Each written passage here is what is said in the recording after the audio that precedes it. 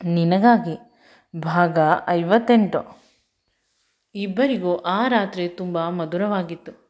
ಇತ್ತೀಚೆಗೆ ವಿಕ್ರಮ್ಗೆ ದಮಯಂತಿ ಇದ್ದರೆ ಸಾಕು, ದಮಯಂತಿಗೆ ವಿಕ್ರಮ್ ಇದ್ದರೆ ಸಾಕು.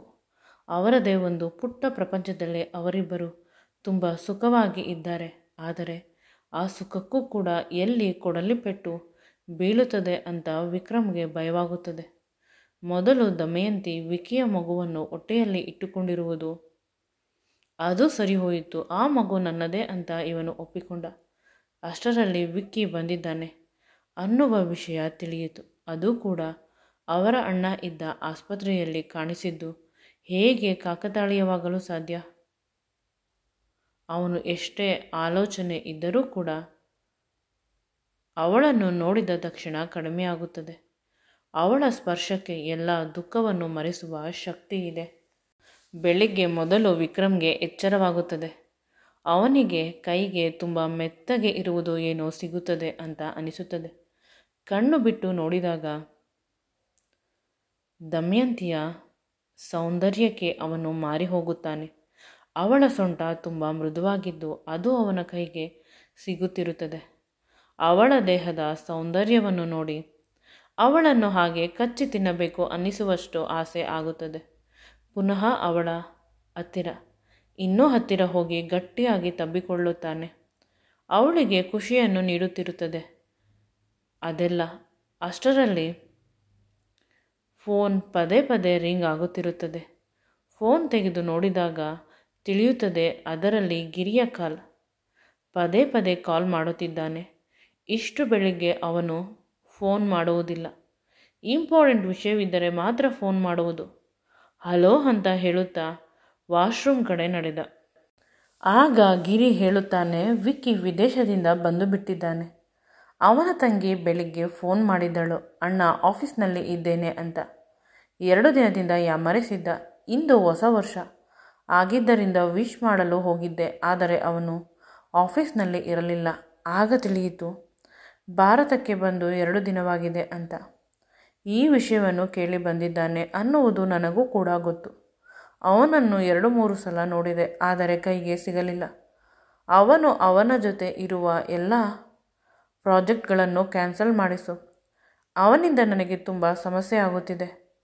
ಅವನು ನನ್ನ ಬದುಕಿನಲ್ಲಿ ಒಂದು ಕಪ್ಪು ಚುಕ್ಕಿಯಾಗಿದ್ದಾನೆ. ಸಡನ್ನಾಗಿ ವಿಕ್ರಮ್ಗೆ ನೆನಪಾಯಿತು. ಇಂದು ನ್ಯೂ ಇಯರಾ ಅಂತ ಕೇಳಿದ. ಹ್ಯಾಪಿ ನ್ಯೂ ಇಯರ್ ಅಂತ ವಿಶ್ ಮಾಡಿದ. ನನಗೆ ಈ ವಿಷಯವನ್ನು ಹೇಳಬೇಕು ಅಂತ ಹೊಸ ವರ್ಷವನ್ನೇ ಮರೆತೆ. ಸಾರಿ ಯಾರ್ ಅಂತ ಗಿರಿಗೆ ಹೇಳುತ್ತಾನೆ. ಆಗ ಗಿರಿ ಅವನಿಗೂ ವಿಶ್ ಮಾಡಿ, ನನಗೆ ಆಫೀಸ್ನಲ್ಲಿ ತುಂಬ ಕೆಲಸವಿದೆ, ನೀನು ಎಂಜಾಯ್ ಮಾಡು ಅಂತ ಹೇಳುತ್ತಾನೆ. ಆಗ ವಿಕ್ರಮ್ ಸಾರಿ ಅಂಡ್ ಥ್ಯಾಂಕ್ಸ್ ಅಂತ ಹೇಳುತ್ತಾನೆ. ಥ್ಯಾಂಕ್ಸ್ ಅರ್ಥವಾಯಿತು, ಸಾರಿ ಏಕೆ ಅಂತ ಕೇಳುತ್ತಾನೆ. ನಾನು ಮದುವೆಯಾಗಿದ್ದೇನೆ, ನಿನಗೂ ಮದುವೆ ಮಾಡಬೇಕಿತ್ತು. ಒಂದು ಸುಂದರವಾದ ಹುಡುಗಿಯನ್ನು ನೋಡಿ, ನಿನ್ನನ್ನು ತುಂಬ ಪ್ರೀತಿಸುವ ಅವಳನ್ನು. ಆದರೆ ನೀನು ಯಾವ ಹುಡುಗಿಯನ್ನು ತೋರಿಸಿದರೂ ಒಪ್ಪುವುದಿಲ್ಲ. ನಾನೇನು ಮಾಡಲಿ? ನಿನಗೂ ಕೂಡ ಹೆಂಡತಿ ಇದ್ದರೆ ಅವರ ಜೊತೆ ಪಾರ್ಟಿ ಮಾಡುತ್ತಿದ್ದೆ ಅಂತ ಹೇಳಿದಾಗ ಗಿರಿ ಜೋರಾಗಿ ನಗುತ್ತಾನೆ. 1-2 ಕ್ಷಣದಲ್ಲಿ ವಿಕ್ರಮ್ನ ವಾಟ್ಸಪ್ಗೆ ತುಂಬ ಫೋಟೋಗಳು ಬರುತ್ತದೆ. ನಾನು ಕಳಿಸಿರುವ ಫೋಟೋಗಳನ್ನು ನೋಡಿ ಯೋಚಿಸು, ಯಾರು ಲಕ್ಕಿ, ಯಾರು ಜಾಸ್ತಿ ಪಾರ್ಟಿ ಪರ್ಸನ್ ಅಂತ. ಹೆಂಡತಿ ಇದ್ದರೆ ಹೆಂಡತಿ ಜೊತೆ ಮಾತ್ರ ಇರಬೇಕು, ಇನ್ನೊಬ್ಬರ ಜೊತೆ ಹೋಗಲು ಇಷ್ಟವಾಗುವುದಿಲ್ಲ. ಹೆಂಡತಿ ಇಲ್ಲದೆ ಹೋದರೆ ಅಂತ ಹೇಳಿ ಗಿರಿ ಫೋನ್ ಕಟ್ ಮಾಡುತ್ತಾನೆ. ಇವನು ಸಡನ್ನಾಗಿ ವಾಟ್ಸಪ್ ನೋಡಿದಾಗ ತಿಳಿಯುತ್ತದೆ ಪಾರ್ಟಿ ಮಾಡಿದ್ದಾನೆ. ಅವನ ಸುತ್ತಮುತ್ತ ತುಂಬ ಜನ ಹುಡುಗಿಯರು ಇದ್ದಾರೆ. ಅವರ ಸೊಂಟವನ್ನು ಹಿಡಿದುಕೊಂಡು ಡ್ಯಾನ್ಸ್ ಮಾಡುತ್ತಿದ್ದಾನೆ. ಅವನ ಮೇಲೆ ಒಂದೇ ಒಂದು ಕ್ಷಣಕ್ಕೆ ಹೊಟ್ಟೆ ಉರಿ ಬಂತು. ನಿಜ, ಹೆಂಡತಿ ಇಲ್ಲದಿದ್ದರೆ ತುಂಬ ಜನ ಹುಡುಗಿಯರ ಜೊತೆ ಇರಬಹುದು. ಅವನ ಮಾತು ಸತ್ಯವೇನೋ ಅಂತ ಅಂದುಕೊಳ್ಳುತ್ತಾ ದಮಯಂತಿಯ ಕಡೆ ನೋಡಿದಾಗ ಚಾನ್ಸೇ ಇಲ್ಲ, ಅದು ಬೇರೆ ಹುಡುಗರಿಗೆ. ಎಲ್ಲರಿಗೂ ನನಗೆ ಸಿಕ್ಕಿರುವಂತಹ ಮುದ್ದಾದ ಹೆಂಡತಿ ಸಿಕ್ಕಿರುವುದಿಲ್ಲ ಅಂತ ಅವಳ ಕೆಂಪಾದ ತುಟಿಗೆ ಮುತ್ತು ಕೊಡುತ್ತಾನೆ. ಒಮ್ಮೆ ಮುತ್ತು ಕೊಡಲು ಶುರು ಮಾಡಿದರೆ ಅವನು ನಿಲ್ಲಿಸುವುದಿಲ್ಲ. ಅವಳ ಸೊಂಟಕ್ಕೆ ಕೈ ಹಾಕಿದ. ಸಡನ್ನಾಗಿ ಅವನಿಗೆ ನೆನಪಾಯಿತು, ಇಂದು ನಮ್ಮ ಮೊದಲ ವರ್ಷ, ಏನಾದರೂ ಮಾಡಬೇಕು, ಇವಳಿಗೆ ಸರ್ಪ್ರೈಸ್ ಆಗುವ ರೀತಿ ಅಂತ. ಸಡನ್ನಾಗಿ ಅವನು ಫ್ರೆಶ್ ಆಗಿ ಹೊರಗೆ ಹೋದ. ಇದು ಅವನದೇ ರೆಸಾರ್ಟ್ ಆಗಿದ್ದರಿಂದ ಅಲ್ಲಿ ಎಲ್ಲ ಲಭ್ಯವಿರುತ್ತದೆ. ಅಂದರೆ ಈ ರೀತಿ ಹೊಸ ವರ್ಷಗಳಿಗೆ ಸರ್ಪ್ರೈಸ್ ಕೊಡಲು, ಮದುವೆ ಮಾಡಲು, ರಿಸೆಪ್ಷನ್ಗೆ ಹುಡುಗ ಹುಡುಗಿಯನ್ನು ಪ್ರಪೋಸ್ ಮಾಡಲು, ಹುಡುಗಿ ಹುಡುಗನನ್ನು ಪ್ರಪೋಸ್ ಮಾಡಲು, ಈ ರೀತಿ ಎಲ್ಲದಕ್ಕೂ ಕೂಡ ಇಲ್ಲಿ ಅರೇಂಜ್ಮೆಂಟ್ ಮಾಡಬಹುದು. ಇನ್ನು ವಿಕ್ರಮ್ ಇಲ್ಲದ ಮೇಲೆ ಮುಗಿಯಿತು. ಇದು ಅವನದೇ ಸ್ವಂತ ಆಗಿದ್ದರಿಂದ ಅವನಿಗೆ ಇನ್ನೂ ಚೆನ್ನಾಗಿ ಮಾಡಿಕೊಡುತ್ತಾರೆ. ಅವನು ತನಗೆ ಯಾವ ರೀತಿ ಬೇಕು ಅದನ್ನೆಲ್ಲ ಅಲ್ಲಿ ಇದ್ದ ಈವೆಂಟ್ ಮ್ಯಾನೇಜರ್ ಬಳಿ ಹೇಳಿ ಬಂದ. ನಂತರ ಅವಳಿಗಾಗಿ ಒಂದು ಚಂದದ ರೆಡ್ ಕಲರ್ ಡ್ರೆಸ್ಸನ್ನು ತಂದ. ಅದಕ್ಕೆ ಮ್ಯಾಚ್ ಆಗುವ ಒಡವೆಯನ್ನು ಕೂಡ ತಂದ, ಪರ್ಸನ್ನು ಕೂಡ. ಇದೆಲ್ಲವನ್ನು ಅವನೇ ತನ್ನ ಕೈಯಾರ ತಂದಿದ್ದು. ಅವನ ಅಕ್ಕಪಕ್ಕ ಡಿಸೈನರ್ ಬಟ್ಟೆಗಳು ಇರುವ ಬುಟಿಕ್ ಇದೆ. ಅದರ ಜೊತೆಗೆ ಬೇಕಾದ ಎಲ್ಲ ಒಡವೆಗಳು ಸಿಗುತ್ತದೆ. ಇದನ್ನೆಲ್ಲ ನೋಡಿ ಅವನಿಗೆ ಒಂದು ರೀತಿ ಪ್ರೌಡ್ ಫೀಲ್ ಆಗುತ್ತಿದೆ ತನ್ನ ಬಗ್ಗೆ. ಅವರ ಅಪ್ಪ ಯಾವಾಗಲೂ ಹೇಳುತ್ತಿದ್ದರು, ನೀನು ಯಾವಾಗಲೂ ಅಮ್ಮನ ಮಗ, ಅಮ್ಮನ ಹಿಂದೆ ಸುತ್ತುತ್ತೀಯ, ಇಲ್ಲ ತಂಗಿಯನ್ನು ಎತ್ತುಕೊಂಡು ಸುತ್ತುತ್ತೀಯ, ನಿನಗೆ ನಾಚಿಕೆ ಆಗುವುದಿಲ್ಲವೇ? ಮದುವೆ ಆದ ಮೇಲೆ ನಿನ್ನ ಹೆಂಡತಿ ಪಾಪ ಏನೋ ಅನ್ಯಾಯ ಮಾಡಿರುತ್ತಾಳೋ, ಅವಳನ್ನು ಬಿಟ್ಟು ಬಿಡುತ್ತೀಯ, ಇವರಿಬ್ಬರ ಸೇವೆ ಮಾಡುತ್ತೀಯ. ಅದನ್ನು ಅರಿತ ನಿನ್ನ ಅಮ್ಮ ಮತ್ತು ತಂಗಿ ತುಂಬ ಹುಷಾರು, ನಿನ್ನ ಹೆಂಡತಿಗೆ ಕಾಟ ಕೊಡುತ್ತಾರೆ. ಆನಂತರ ಅವಳು ನಿನ್ನನ್ನು ಬಿಟ್ಟು ಹೊರಟು ಹೋಗುತ್ತಾಳೆ. ನಿನ್ನ ಬದುಕು ಇಷ್ಟೇ ಆಗುವುದು. ಅದಕ್ಕೆ ನಾನು, ನನ್ನ ಗೆಳೆಯರು ತುಂಬ ಜನ ನಿನಗೆ ಹೆಣ್ಣನ್ನು ಕೊಡುತ್ತೇನೆ ಅಂದರು. ನಾನೇ ಬೇಡ ಅಂತ ಹೇಳುತ್ತಿದ್ದೇನೆ. ಏಕೆಂದರೆ ನನ್ನ ಗೆಳೆಯನ ಮಕ್ಕಳು ತುಂಬ ಒಳ್ಳೆಯವರು, ಮುದ್ದಾಗಿ ಸಾಕಿರುತ್ತಾರೆ. ನೀನು ನಿನ್ನ ಅಮ್ಮ, ತಂಗಿ, ಅಣ್ಣನ ಚಾಕರಿ ಮಾಡುತ್ತಾ ಇದ್ದರೆ ಅವಳು ಏನು ಮಾಡುತ್ತಾಳೆ? ಆ ಮಾತನ್ನು ನೆನೆಸಿಕೊಂಡು ಅವನಿಗೆ ನಗು ಬಂತು. ಸಡನ್ನಾಗಿ ಅವರ ಅಪ್ಪನಿಗೆ ಫೋನ್ ಮಾಡಿ ವಿಶ್ ಮಾಡಿದ. ಹೊಸ ವರ್ಷಕ್ಕೆ ಅವನು ಕೂಡ ವಿಶ್ ಮಾಡಿದ. ನನ್ನ ಮಗ ಇದೇ ಮೊದಲ ಬಾರಿ ಹೊಸ ವರ್ಷದಲ್ಲಿ ಇಷ್ಟು ಫ್ರೀಯಾಗಿ ನನಗೆ ಫೋನ್ ಮಾಡಿರುವುದು. ಯಾವಾಗಲೂ ಬ್ಯುಸಿ ಇರುತ್ತಿದ್ದ. ಅಪ್ಪ, ನನಗೆ ಎಷ್ಟು ಕೆಲಸವಿದೆ. ಹೊಸ ವರ್ಷ, ಹಬ್ಬ, ಹರಿದಿನ ಇವೆಲ್ಲ ನಿಮ್ಮಂಥ ವಯಸ್ಸಾದವರು ಮಾಡಿಕೊಳ್ಳುವುದು. ಈಗ ದುಡಿಯುವ ಸಮಯ, ಚೆನ್ನಾಗಿ ದುಡಿಯಬೇಕು ಅಂತ ಹೇಳುತ್ತಿದ್ದವನು ನನ್ನನ್ನು ನೆನಪಿಸಿಕೊಂಡು ಫೋನ್ ಮಾಡಿದ್ದೀಯಾ ಅಂದರೆ ನನ್ನ ಮುದ್ದಿನ ಸೊಸೆ ನಿನ್ನನ್ನು ಬದಲಾಯಿಸಿದ್ದಾಳೆ ಅಂತ. ಈಗ ನೀನು ನಾರ್ಮಲ್ ಆದ ಮನುಷ್ಯ ಆಗಿದ್ದೀಯಾ. ಅಷ್ಟೇ ಅಲ್ಲ, ಅಪ್ಪ ಅಂತ ಹೇಳಿ ಅಪ್ಪನಿಗೆ ವಿಡಿಯೋ ಕಾಲ್ ಮಾಡಿ ಅವರ ರೆಸಾರ್ಟ್ನಲ್ಲಿ ದಮಯಂತಿಗೆ ಸರ್ಪ್ರೈಸ್ ಕೊಡಲು ರೆಡಿ ಮಾಡಿರುವ ಸೆಟ್ಟನ್ನು ತೋರಿಸುತ್ತಾನೆ. ಅವರ ಅಪ್ಪ ತುಂಬ ಖುಷಿ ಪಡುತ್ತಾನೆ. ಅವಳಿಗಾಗಿ ಚಂದದ ಬಟ್ಟೆಗಳನ್ನು ತಂದಿದ್ದೇನೆ. ಅವಳು ತುಂಬ ಬೆಳ್ಳಗೆ ಇರುವುದರಿಂದ ರೆಡ್ ಕಲರ್, ಅದನ್ನೆಲ್ಲ ರೂಮಿನಲ್ಲಿ ಇಟ್ಟಿದ್ದೇನೆ. ಅವಳು ಸೌಂಡ್ ಆದರೆ ಎದ್ದು ಬಿಡುತ್ತಾಳೆ. ಆನಂತರ ಫೋಟೋ ಕಳಿಸುತ್ತೇನೆ ನೋಡು. ನಿನ್ನ ಸೊಸೆ ಯಾವ ರೀತಿ ಸರ್ಪ್ರೈಸ್ ಆಗುತ್ತಾಳೆ ಅನ್ನುವುದನ್ನು ಕೂಡ ವಿಡಿಯೋ ಮಾಡಿ ಕಳಿಸುತ್ತೇನೆ ಅಂತ ಹೇಳುತ್ತಿರಬೇಕಾದಾಗ ಸಡನ್ನಾಗಿ ಸೂರ್ಯ ಹೇಳುತ್ತೇನೆ, ನಾನು ಕೂಡ ನನ್ನ ಸೊಸೆ ಮತ್ತೆ ನಿನಗೆ ಒಂದು ಹೊಸ ಸರ್ಪ್ರೈಸ್ ಕೊಡುತ್ತೇನೆ ಅಂತ ಹೇಳಿದ. ಆಗ ವಿಕ್ರಮ್, ಅಪ್ಪ ಏನು ಅಂತ ಪದೇ ಪದೇ ಕೇಳಿದಾಗ, ಸರ್ಪ್ರೈಸ್ ಅಂದ ಮೇಲೆ ಏನು ಅಂತ ಏಕೆ ಕೇಳುತ್ತೀಯ? ನನ್ನ ಸೊಸೆ ನನ್ನ ಬದುಕಿನ ಅದೃಷ್ಟ ಲಕ್ಷ್ಮಿ. ಅವಳಿಗೆ ಏನು ಕೊಡಬೇಕು ಅದಕ್ಕಿಂತ ಹೆಚ್ಚಿಗೆ ಕೊಡುತ್ತೇನೆ. ಏಕೆಂದರೆ ನನ್ನ ಮುದ್ದು ಪೆದ್ದು ಮಗುವನ್ನು ತುಂಬ ಚೆನ್ನಾಗಿ ನಡೆಸಿಕೊಂಡು ಹೋಗುತ್ತಿದ್ದಾಳೆ ಅಂದಾಗ ವಿಕ್ರಮ್, ನಡೆದುಕೊಂಡು ಹೋಗುತ್ತಿರುವುದು ನಾನು, ನನಗೆ ಕೊಡಬೇಕು ಅಂತ ಅನ್ನುತ್ತಾನೆ. ನೀವಿಬ್ಬರೂ ಒಂದೇ, ಅವಳಾದರೇನು ನೀನಾದರೇನು ಸರಿ ಅಂತ ಹೇಳಿ ಅವನು ಫೋನ್ ಕಟ್ ಮಾಡುತ್ತಾನೆ. ಇವನಿಗೆ ತನ್ನ ಅಮ್ಮನಿಗೆ ಕಾಲ್ ಮಾಡಿಲ್ಲ ಅಂತ ಕಾಲ್ ಮಾಡಲು ಹೋದರೆ ಅವರ ಅಮ್ಮ ಫೋನ್ ಬ್ಯುಸಿ ಬರುತ್ತದೆ. ಹೊಸ ವರ್ಷಕ್ಕೆ ಮೊದಲು ಅವರ ಅಮ್ಮನಿಗೆ ವಿಶ್ ಮಾಡುತ್ತಿದ್ದ. ಯಾರಾದರೂ ದಾರಿಯಲ್ಲೇ ಸಿಕ್ಕಾಗ ಹ್ಯಾಪಿ ನ್ಯೂ ಇಯರ್ ಅಂತ ಹೇಳಿದರೆ ಮಾತ್ರ ಇವನು ವಿಶ್ ಮಾಡುತ್ತಿದ್ದ. ತುಂಬ ಪ್ರಾಕ್ಟಿಕಲ್ ಮತ್ತು ಕಮರ್ಷಿಯಲ್ ಆಗಿ ಇರುತ್ತಿದ್ದ. ಅದು ಅವನಿಗೆ ಇಷ್ಟವಾಗುತ್ತಿತ್ತು. ಆದರೆ ಇವಳಿಗಾಗಿ ಎಲ್ಲವನ್ನು ಮಾಡಬೇಕು ಅಂತ ಪ್ರಯತ್ನಿಸುತ್ತಿದ್ದಾನೆ. ಅವಳು ಚೆನ್ನಾಗಿ ಮೈಯನ್ನು ಮುರಿಯುತ್ತಿರುತ್ತಾಳೆ, ಇನ್ನೇನು ಮೇಲೆ ಹೇಳುತ್ತಾಳೆ ಅಂತ ಅವನಿಗೆ ಅನಿಸಿದಾಗ ಅವಳ ಮುಖದ ಹತ್ತಿರ ಹೋಗಿ ನಿಂತುಕೊಳ್ಳುತ್ತಾನೆ. ಮೊದಲು ಅವಳು ಹೊಸ ವರ್ಷದಲ್ಲಿ ನನ್ನನ್ನೇ ನೋಡಬೇಕು ಅಂತ ಅವಳು ನಗುತ್ತಾ ಕಣ್ಣು ಬಿಡುತ್ತಾಳೆ. ಅವನನ್ನು ನೋಡಿ ಇನ್ನೂ ನಗುತ್ತಾಳೆ. Happy new year sweetheart ಅಂತ ಅನ್ನುತ್ತಾಳೆ. ತನ್ನ 2 ಕೈಗಳನ್ನು ಅವಳು ಅವನ ಬಳಿ ನೀಡುತ್ತಾಳೆ. ಅವನು ಹತ್ತಿರ ಬಂದು ಅವಳನ್ನು ಗಟ್ಟಿಯಾಗಿ ತಬ್ಬಿಕೊಳ್ಳುತ್ತಾನೆ. ಅವಳು ತಬ್ಬಿಕೊಳ್ಳುತ್ತಾಳೆ. ನಂತರ ಇಬ್ಬರು ಪರಸ್ಪರ ತುಟಿಗೆ ಮುತ್ತು ಕೊಟ್ಟುಕೊಳ್ಳುತ್ತಾರೆ. ಈ ವರ್ಷ ಇಬ್ಬರದು ತುಂಬ ಸುಂದರವಾಗಿರಲಿ ಬದುಕು.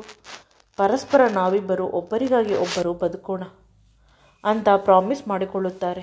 ಈಗಲೂ ಕೂಡ ದಮಯಂತಿ ಬ್ರಾ ಮತ್ತು ಪ್ಯಾಂಟಲ್ಲೇ ಇರುತ್ತಾಳೆ. ಅವಳಿಗೆ ಇನ್ನೂ ಕೂಡ ಅದರ ಅರಿವು ಇಲ್ಲ. ಸಡನ್ನಾಗಿ ನೋಡಿದಾಗ ಅವಳಿಗೆ ನೆನಪಾಯಿತು. ರಾತ್ರಿ ನಾನು ಬಟ್ಟೆ ಹಾಕಿಕೊಳ್ಳಲು ವಿಕ್ರಮ್ ಬಿಟ್ಟಿಲ್ಲ ಅಂತ ತನ್ನ ಎದೆಗಳ ಮೇಲೆ ಅವನ ತುಟಿಗಳಿಂದ ಕಚ್ಚಿದ ಗುರುತುಗಳು ಇರುತ್ತದೆ ಅಲ್ಲವೇ? ಅದನ್ನು ತನ್ನ ಕೈಯಲ್ಲಿ ಮುಟ್ಟುತ್ತಾಳೆ. ವಿಕ್ರಮ್ ಅವಳನ್ನೇ ನೋಡುತ್ತಾ ಸಾರಿ, ಏನೋ ಎಕ್ಸೈಟ್ ಆಗಿ ಮಾಡಿದೆ ಅನ್ನುತ್ತಾನೆ. ನಂತರ ಅವನು ತಾನು ಮಾಡಿದ ಗಾಯದ ಗುರುತುಗಳಿಗೆ ಮುತ್ತು ಕೊಡಲು ಶುರು ಮಾಡುತ್ತಾನೆ. ಅವಳು ಕೂಡ ಅವನ ತಲೆಗೆ ಮುತ್ತುಗಳನ್ನು ಕೊಡುತ್ತಾಳೆ. ಇಬ್ಬರು ಅವಳನ್ನು ಅವನು ಬಾತ್ರೂಮ್ಗೆ ಎತ್ತಿಕೊಂಡು ಹೋಗಿ ಬಾತ್ ಟಬ್ಬಲ್ಲಿ ಮಲಗಿಸುತ್ತಾನೆ. ಅವಳು ವಿಕ್ರಮ್ ನಾನು ಸ್ನಾನ ಮಾಡಿ ಬರುತ್ತೇನೆ ಹೋಗಿ ಅಂದರೂ ಅವನು ಹೋಗುವುದಿಲ್ಲ. ಅವಳ ತಲೆಗೆ ದೇಹಕ್ಕೆ ಎಣ್ಣೆಯನ್ನು ಹಚ್ಚಿ ಸ್ನಾನ ಮಾಡಿಸುತ್ತೇನೆ. ಇದೇ ಮೊದಲ ಬಾರಿ ಅವಳಿಗೆ ಈ ರೀತಿ ಎಣ್ಣೆ ಹಚ್ಚಿ ತುಂಬ ಸ್ಪೆಷಲ್ ಆಗಿ ಫೀಲ್ ಮಾಡಿಸಿ ಸ್ನಾನ ಮಾಡಿಸುತ್ತಿರುವುದು. ನನಗೆ ನನ್ನ ತಂದೆ ತಾಯಿ ಎಲ್ಲರ ಪ್ರೀತಿಯನ್ನು ವಿಕ್ರಮ್ ಒಬ್ಬನೇ ಕೊಡುತ್ತಿದ್ದಾನೆ. ಇವಳು ಕೂಡ ಹೇಳುತ್ತಾಳೆ, ನಿಮ್ಮದು ಸ್ನಾನ ಆಗಿಲ್ಲ, ನಾನು ನಿಮಗೆ ಮಾಡಿಸುತ್ತೇನೆ ಅಂತ. ಇಬ್ಬರು ಪರಸ್ಪರ ಒಬ್ಬರಿಗೆ ಒಬ್ಬರು ಎಣ್ಣೆ ಹಚ್ಚುತ್ತಿರುತ್ತಾರೆ. ಇವಳ ಕೈಯ ಎಣ್ಣೆಯನ್ನು ಅವನ ಕೈಗೆ ಹಾಕುತ್ತಾಳೆ. ಇವಳ ಮುಖದ ಎಣ್ಣೆಯನ್ನು ಅವನ ಮುಖಕ್ಕೆ ಹಾಕುತ್ತಾಳೆ. ಇಬ್ಬರು ಪರಸ್ಪರ ಇದೇ ರೀತಿ ಒಬ್ಬರನ್ನು ಒಬ್ಬರು ಹಿಡಿದುಕೊಂಡು ಆಟ ಆಡುತ್ತಿರುತ್ತಾರೆ. ಏಕೆಂದರೆ ವಿಕ್ರಮ್ಗೂ ಕೂಡ ಅವರ ಅಮ್ಮ ಅಷ್ಟೊಂದು ಕೇರ್ ಕೊಟ್ಟಿಲ್ಲ ಲಾಲನೆ ಪಾಲನೆಯಲ್ಲಿ. ಇಬ್ಬರು ಪರಸ್ಪರ ಒಬ್ಬರಿಗೊಬ್ಬರು ಸ್ನಾನ ಮಾಡಿಸಿಕೊಂಡು ಹೊರಗೆ ಬರುತ್ತಾರೆ. ನಾಚಿಕೆ ಅನ್ನುವುದು ಕ್ರಮೇಣ ದಮಯಂತಿ ಬಿಟ್ಟು ಬಿಡುತ್ತಿದ್ದಾಳೆ. ಮೊದಲಾದರೆ ತನ್ನ ಎದೆಗಳ ಮೇಲೆ ಸೊಂಟದ ಮೇಲೆ ಕೈ ಹಿಡಿದುಕೊಳ್ಳುತ್ತಿದ್ದಳು. ಆದರೆ ಈಗ ಅವಳೇ ಮೇಲೆ ಬಿದ್ದು ಬಿದ್ದು ಹೋಗುತ್ತಾಳೆ. ಹೊಟ್ಟೆಯಲ್ಲಿ ಮಗು ಇದೆ ಅನ್ನುವ ಕಾರಣಕ್ಕೆ ಅವರು ಆ ಅಮೋಘ ಸುಖವನ್ನು ತೆಗೆದುಕೊಳ್ಳಲು ಸಾಧ್ಯವಾಗುತ್ತಿಲ್ಲ. ಸಡನ್ ಆಗಿ ಅವಳ ಮನಸ್ಸಿಗೆ ಒಂದು ಆಲೋಚನೆ ಬರುತ್ತದೆ. ಈ ಮಗು ನನ್ನ ಹೊಟ್ಟೆಯಲ್ಲಿ ಇಲ್ಲದೇ ಇದ್ದಿದ್ದರೆ ಎಷ್ಟು ಚೆನ್ನಾಗಿರುತ್ತಿತ್ತು. ವಿಕಿಯ ಮಗು, ಆದರೆ ಇದಕ್ಕೆ ವಿಕ್ರಮ್ನನ್ನು ಅಪ್ಪ ಅಂತ ಕರೆಯಬೇಕು. ಒಂದು ಬಾರಿ ಆಸ್ಪತ್ರೆಗೆ ಹೋಗಿ ಚೆಕಪ್ ಮಾಡಿಸಿ ಬರಬೇಕು ಅನ್ನುವ ಯೋಚನೆ ಇದೆ. ಮೊದಲ ಬಾರಿ ದಮಯಂತಿಗೆ ಬಂದಿದ್ದು ತಾನು ಮನೆಯಲ್ಲಿ ಮಾತ್ರ ಪರೀಕ್ಷೆ ಮಾಡಿಸಿರುವುದು, ಆಸ್ಪತ್ರೆಯಲ್ಲಿ ಮಾಡಿಸಿಲ್ಲ ಅಲ್ಲವೇ ಅಂತ ಯೋಚನೆ ಬಂತು. ಅಷ್ಟರಲ್ಲಿ ವಿಕ್ರಮ್ ಅವಳಿಗೆ ರೆಡಿಯಾಗು ಅಂತ ಹೇಳಿದ. ಇವಳು ಅವನನ್ನೇ ನೋಡುತ್ತಿದ್ದಳು. ಏಕೆ ಅಂತ. Happy new year sweet art ಅಂದ. ಪುನಃ ಕೇಳುತ್ತಾನೆ. ಆಗ ಅವಳಿಗೆ ಅನಿಸುತ್ತದೆ, ನನಗಾಗಿ ಏನಾದರೂ ಸ್ಪೆಷಲ್ ಇರುತ್ತದೆ. ಬಟ್ಟೆಗಳನ್ನು ನೋಡುತ್ತಿದ್ದರೆ ಅದರಲ್ಲಿ ಒಂದು ಹೊಸ ಸಲ್ವಾರ್ ಕಮೀಸ್ ಇರುತ್ತದೆ. ತುಂಬ ಕಾಸ್ಟ್ಲಿ ಅಂತ ಅನಿಸುತ್ತದೆ.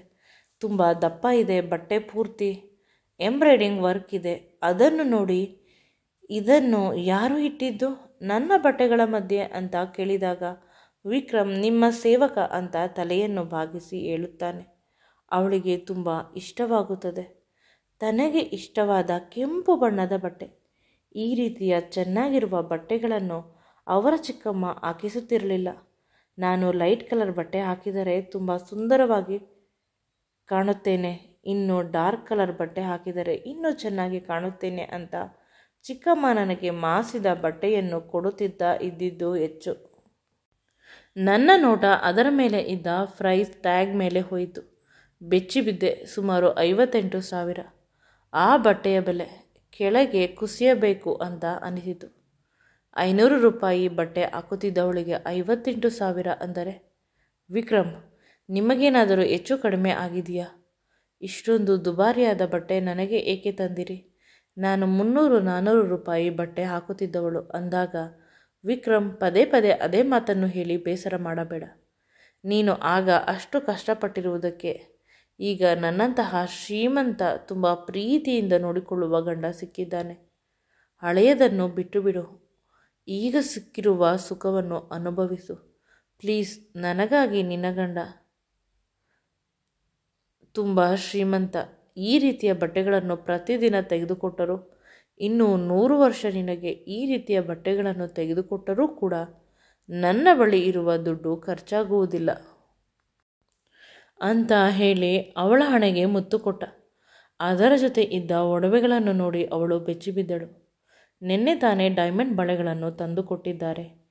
ಇವೆಲ್ಲ ಚಿನ್ನದ ಒಡವೆಗಳು, ತುಂಬ ಸುಂದರವಾಗಿದೆ. ಬಹಳ ಬೇಗ ಬೇಗ ಅವಳು ಕೂಡ ರೆಡಿಯಾದಳು. ಅವನು ಹೇಳಿದ, ನನ್ನ ಎದುರಿಗೆ ರೆಡಿಯಾಗು ಅಂತ.